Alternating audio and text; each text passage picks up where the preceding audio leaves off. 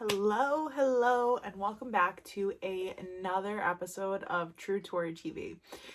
So, if you're new here, we talk about holistic health, deep mind, body, and soul work to work through the things that are holding you back on essentially living your best life possible. So, today's episode is the 5 most important things you could ever learn about anxiety based on my own experience. Just a little disclaimer, I'm not a mental health professional. I'm not a therapist, psychologist, anything like that, but I have struggled with anxiety my entire life and I have overcome it essentially, and I have really come up with a methodology for you to be able to find your own way to work through it within the structure I have created.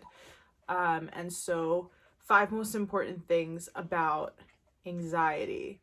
Number 1 is self-love. So I need you to understand that you are not broken. There is nothing to fix. You're simply experiencing this unease. And so what happens when we want to change anything in our life, anxiety, a bad habit, anything, any kind of change is going to be super uncomfortable. That's just how it is. And so when you go into that uncharted territory, when you go into knowingly going into something uncomfortable, you need to be your number 1 fan. And here's the thing. When you practice self-love daily, whether it be meditating, taking a bath, just speaking nicely to yourself, affirmations, just honestly an overall feeling that like you love yourself and like you accept yourself, and that could be super triggering for you if it's very early on in your awareness and self-love journey and all that stuff. But it just conceptually, hear me out, if you don't love yourself, if you're not your number 1 fan, who's going to get you through that uncomfortability? Because ultimately change lies within us. The power to change lies within us, and also the change itself. So when we go to make a change, if you're not there for you, no one else is going to be there for you. And even if you are there for you, you can't expect other people to help guide you through that pain and that uncomfortability, because they could try to soothe and comfort you, but nobody's gonna feel and know exactly what you're going through except for you. And so this is not a ploy to tell you not to ask for help or not to lean on people if you have supportive loved ones in your life that you can lean on. But you need to know ultimately that you have your back. Sometimes Nala has your back too. But you need to know that you have your back, and you need to love yourself so much that the uncomfortability and the suck of it all isn't as bad, because at least you're like held in your own container, so to speak. So that's self-love, and really that's where it all starts. So number 2 is acceptance. This is a big one because you need to allow yourself to feel the anxiety. That's not always easy. That's not usually something that we want to do when we're feeling anxiety. And so allowing it, accepting it. Do you know when you're going to have a panic attack, or you feel like you might, and you start freaking out and you're like, oh my God, I'm gonna have a panic attack. I might have a panic attack. It's coming. I feel it. It's coming. Oh my God. You start freaking out, right? But what actually happened last time you had a panic attack? What happened? Did you pass out?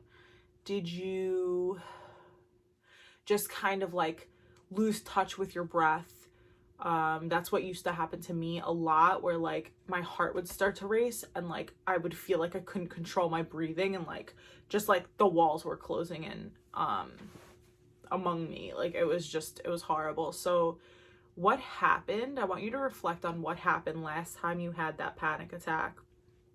And what's so scary about it? Like, so think worst case scenario, and then think what would happen if that happened.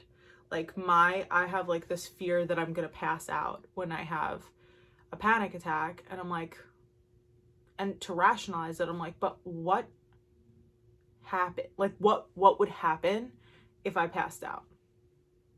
Nothing really. Like I would get up eventually and I would be fine. So try to kind of break down the fear, and usually sometimes it's a judgment thing where, like, if you're in a room with people and it's like, if I pass out and I have a panic attack in front of all these people, what would it mean about me? And so sometimes we're nervous about the judgment.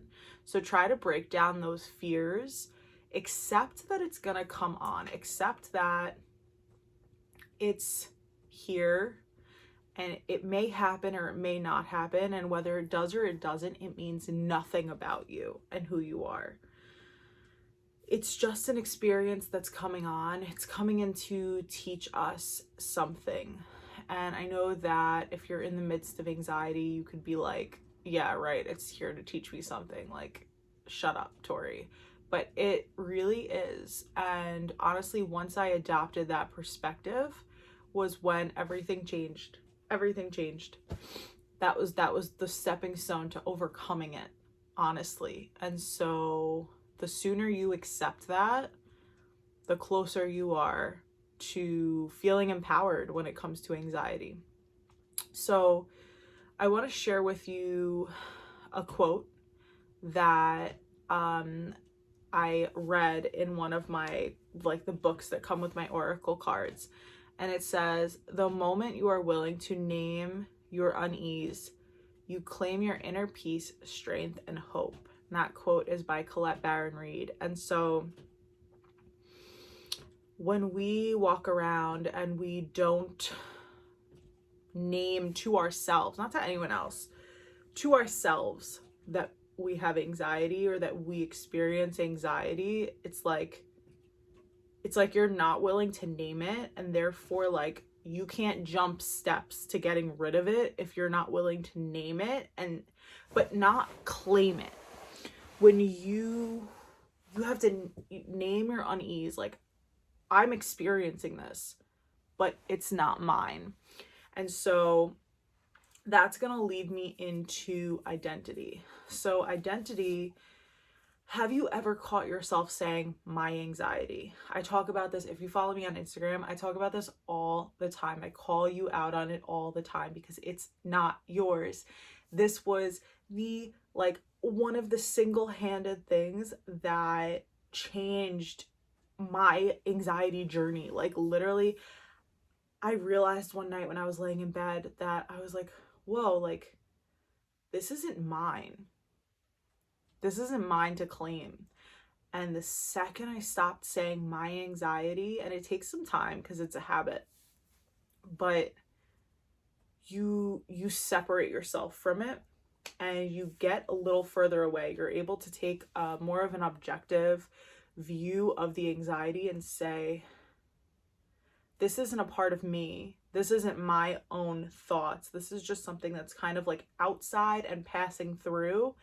And yes, it may be caused by something internal within me, but it is not me. I am not it. We are not one thing. And when you wrap your head around that concept, things change. Like, I'm just going to tell you right now, things in your mindset, in the way that you approach it when it comes up, it just changes. And so I implore you to stop saying my anxiety. And here's the thing, what I was just saying, where we can name it, but do not claim it. Okay? Very important distinction there. And so number 4 is breathe. Listen, everybody says, calm down. Oh, just calm. People who don't experience anxiety are literally just, oh, just calm down. We know that doesn't work. We know that doesn't work. So when I tell you to breathe, I'm not telling you just breathe through it. You'll be fine. Don't worry about it. I'm not telling you to just breathe through the experience and never look back. I'm telling you that there is a scientific reason why I'm telling you to breathe, and it is because our brain creates neural pathways when we have a habit. And typically, our brain's physical response to anxiety is breathing heavy, heart racing, adrenaline rising, cortisol coursing through your veins. Cortisol is like the stress hormone. And that's what like invokes that response. And so what happens is the thought comes in, it's in your head of maybe like an intrusive thought, or you're overthinking something, or something sprouts, and it's that anxiety, right? And it comes into your head and then it moves into your body. And you get the thought, and then the physical response happens. And so it moves from your head into your body. And when you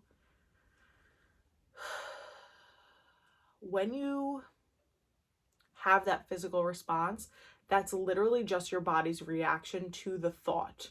So when we have a habit, it typically starts with a thought and then we do the thing, right?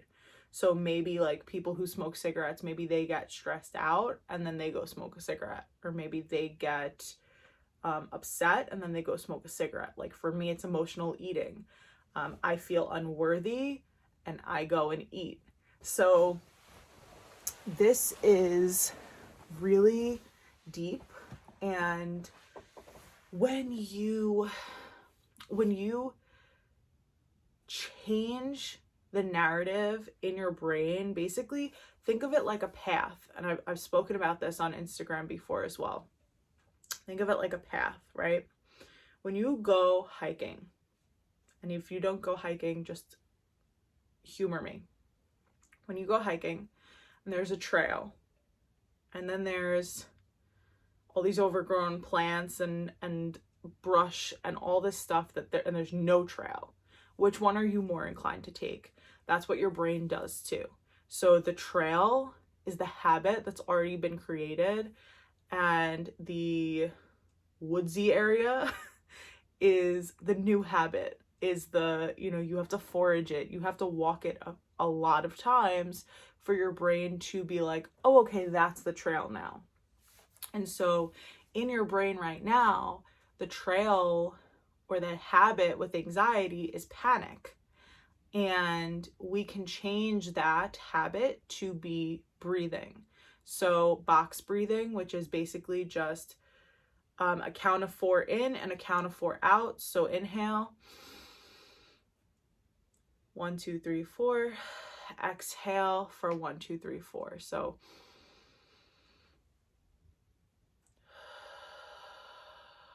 and it literally, it's like, how a box is the same on all sides. So that's how it works. And honestly, it is my default response to an anxious feeling now. And it honestly stops it dead in its tracks a lot of the time. And then number 5 is intuition. So a lot of times when we have anxiety, we start to not trust our own mind, our own thoughts, our own gut feeling, our own intuition, and it gets really confusing. It gets like, well, am I actually feeling this gut feeling about this person, or am I overthinking it and am I getting nervous for no reason? And so that can get really frustrating because you feel like you don't trust your own judgment. And we need to cultivate that self-trust again. But one really, really simple distinction for you to know the difference between intuition and anxiety right now, very simply, is just that anxiety starts in the head and it moves to the body, just like I just said with all the habits. So basically a thought is implanted, an intrusive thought, something somebody else does, a trigger, something happens that goes into your head, moves into your body for a physical response. Intuition does not touch the head, the mind.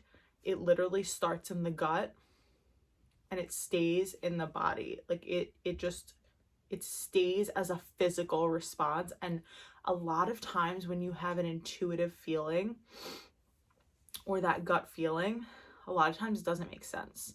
So it'll be like, I don't know why I don't like this person, or I don't know why this person gives me the creeps, but they just do.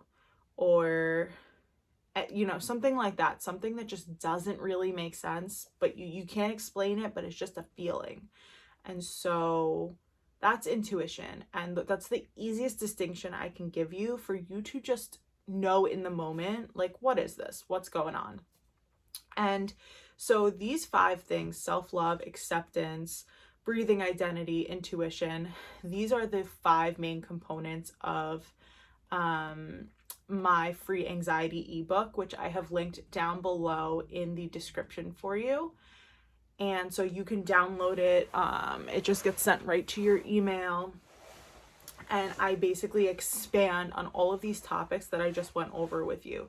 So if you want to learn more, if this helped you at all, let me know in the comments below. Hit the subscribe button. I'm coming out with a video every day right now, which is really exciting. And hit the little bell to get notified whenever I post a new video, whenever I upload a new video. And the link is below for the ebook if you really want to read into more of the details of the 5 things that I just mentioned. So I'm so happy that you spent some time with me here today to reel in those anxious feelings and to ultimately work on yourself. That's what you're doing when you watch videos like this. So I'm super proud of you, and I'll see you on the next one.